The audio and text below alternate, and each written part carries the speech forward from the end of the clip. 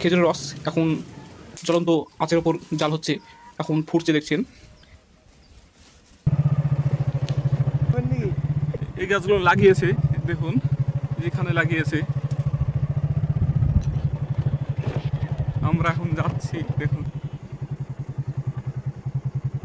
এগুলো লাগিয়েছে, সকালবেলায় নামানো হবে। নামানোর পর জাল দিয়ে যে গুড়টা তৈরি হবে সেই অরিজিনাল গুড়টা আমরা নেব, তার জন্য যাচ্ছি।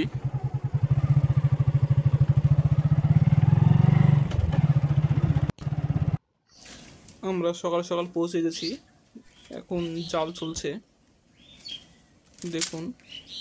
আস্তে আস্তে জাল দিয়ে একটু করে যেটা গাঢ় করা হবে, লাল করা হবে, সেই যেটা শক্ত হবে না, এটা আমরা ঝোলা গুড় নেব।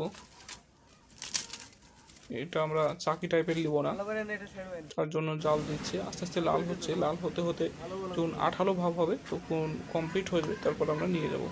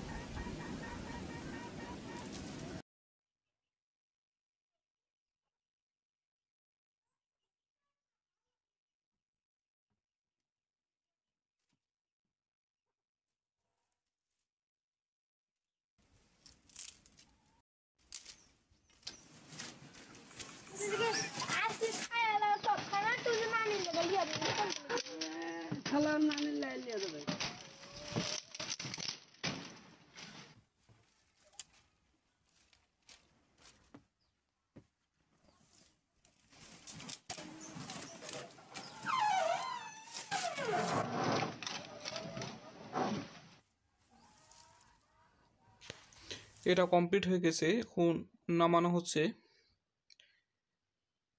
নামানো হওয়ার পর যেটা ঠান্ডা হবে, ঠান্ডা হওয়ার পর আমরা নিয়ে নেব।